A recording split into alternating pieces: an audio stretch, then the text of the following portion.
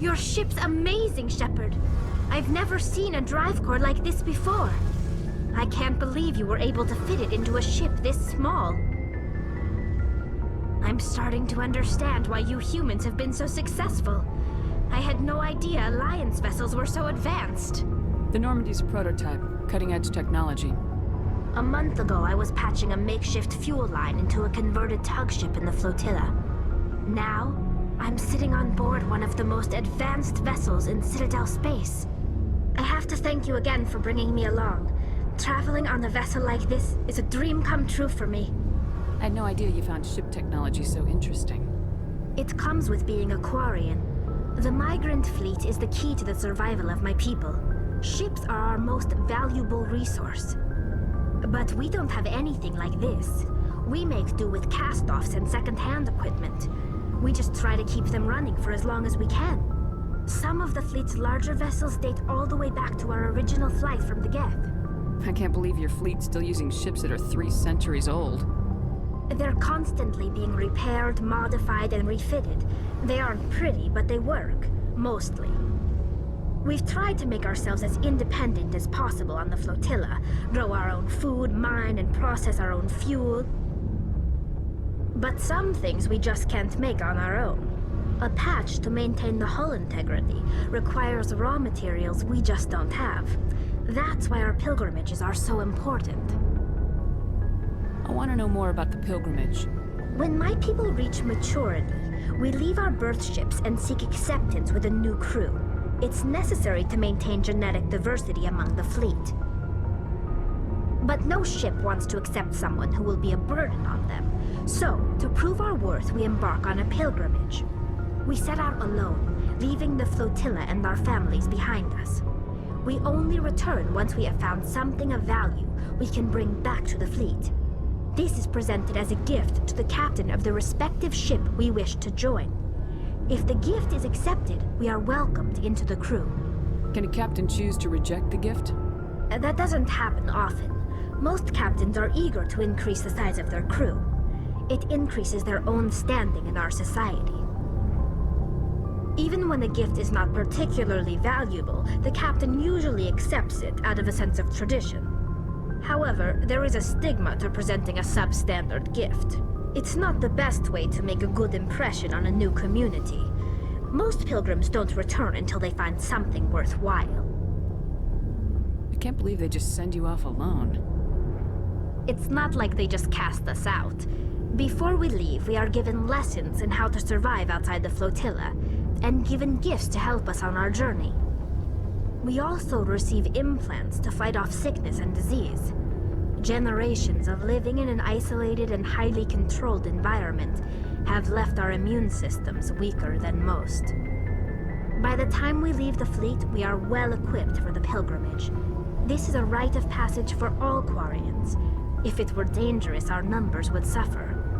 Virtually every pilgrimage ends with a triumphant return and the ritual presentation of the gift to one of the fleet's captains. I want to talk about something else. Like what? I want to know more about the Geth. I doubt I can tell you anything you don't already know. It's been almost 3 centuries since they drove my people into exile. All I know is the story of their origins. What they were when we created them, and how they turned on us. Interesting. The Geth were originally created to serve as an automated manual labor force. Initially, their intelligence was as limited as any VI. Over time, we made small modifications to their programming to allow them to perform more varied and complex tasks, bringing them closer and closer to true AI status. How come the Council didn't step in and stop you? This wasn't true AI research. We may have been skirting the bounds of the law, but we never did anything that was actually illegal. The changes were so insignificant, so gradual, that we were able to control them. Or so we thought.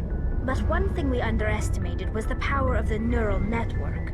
A million Geth thinking simultaneously created an inherently unstable matrix.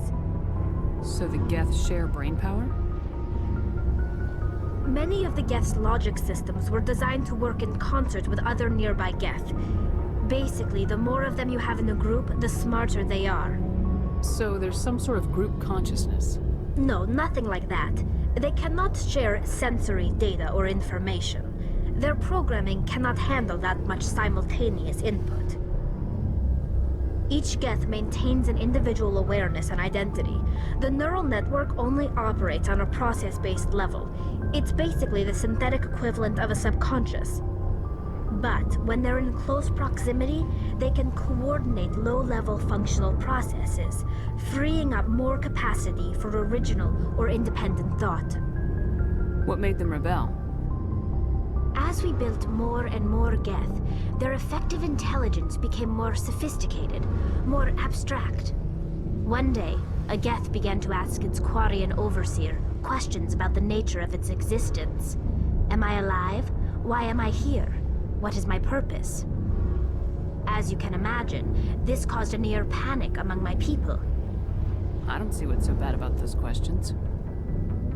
The Geth were created to engage in mundane, repetitive, or dangerous manual labor. That's fine for machines, but it won't satisfy a sentient being for long. The Geth were showing signs of rudimentary self-awareness and independent thought. If the Geth were intelligent, then we were essentially using them as slaves. It was inevitable the newly sentient Geth would rebel against their situation. We knew they would rise up against us, so we acted first. A general order went out across all quarian-controlled systems to permanently deactivate all Geth. The Geth responded to this order violently. Hey, you can't blame them for fighting for their survival. We had no other choice. The Geth were already on the verge of revolution. By acting quickly, we had a chance to end the war before it began. The hope was that most of the Geth would still be little more than machines, incapable of organized resistance. But they had progressed much further than anyone anticipated. The war was long and bloody. Millions upon millions of quarians died at their hands. In the end, we were forced to flee our own homeworld. We feared the Geth would pursue us, but they never came beyond the Veil. Now we drift through space, exile searching for a way to reclaim what was once ours. It's hard to feel sorry for you. Your ancestors tried to wipe out another species. We made a mistake when we created the Geth in the first place, but we did not make a mistake when we went to war against them. If we had not acted, they would have wiped us out. They're a synthetic life form. They have no use for organics. None. Why do you think they cut themselves off from the rest of the galaxy? Why do you think they've killed every organic being who's ever tried to contact them? I didn't mean to offend you. I'm sorry. I didn't mean to get so worked up. Most quarians tend to have pretty strong opinions about the Geth. I should go. Oh, hello, Shepard. Are you okay? I don't know. Your ship is amazing, and your crew's been really great to me, especially your chief engineer. But I just sort of feel out of place. The Normandy runs so smooth it feels like we're not even moving, and the engines are so quiet. How do you sleep at night? The silence wakes you up? Back on the flotilla, the last thing you want to hear is silence. It means an engine's died or an air filter shut down. I guess you don't have to worry about that here. But old habits die hard. But it's more than just the silence. This ship feels so empty. It's like half the crew is missing. Back home, I couldn't wait to go on my pilgrimage. I couldn't wait to get away from the crowds. Now that I'm out here, I kind of miss them. Sometimes we don't appreciate what we have till it's gone. That's true. I'm starting to wonder if that's what the pilgrimage is really about. It's given me a whole new perspective on my people and our culture. You know, there's always a few who go on their pilgrimages and never return. I always assumed something bad happened to them, but maybe they just wanted a different life. You do plan to return to the Migrant Fleet, right? I could never abandon my people, Shepard. I will go back eventually, but we have to stop Saren first. Otherwise, I might not have a home to go back to. Shepard, I'm glad you're here. Good to see you smiling again, so to speak. I'm sleeping much better now. I guess I'm getting used to how quiet your ship is. I still think a lot about my pilgrimage, though. I know Steren's our top priority, but with all the worlds we go to, I was hoping to find something to bring back to the flotilla. What are you hoping to find? Usually, people bring back something like a derelict ship we can use for salvage. But I need something bigger. There's a lot expected of me. What's so special about you? It's my father. He's the senior member of the Admiralty Board. He's one of only 5 people who can overrule the decisions of the Conclave for the good of the Migrant Fleet. My father is responsible for the lives of 17 million people. Our entire race is in his hands, and I'm his only child. So are you some kind of heir to the quarian throne or something? No, it doesn't work that way. My father's position isn't hereditary. I'll probably never serve on the Admiralty Board myself. Officially, I'm just the same as any other citizen. But it doesn't work that way in practice. People have always treated me differently because of who my father is. It must be tough on you. My people place a high value on family and ancestry. There's an unspoken expectation that I'll live up to my father's example. Everyone's waiting for me to do something great on my pilgrimage. Something that will forever change our lives for the better.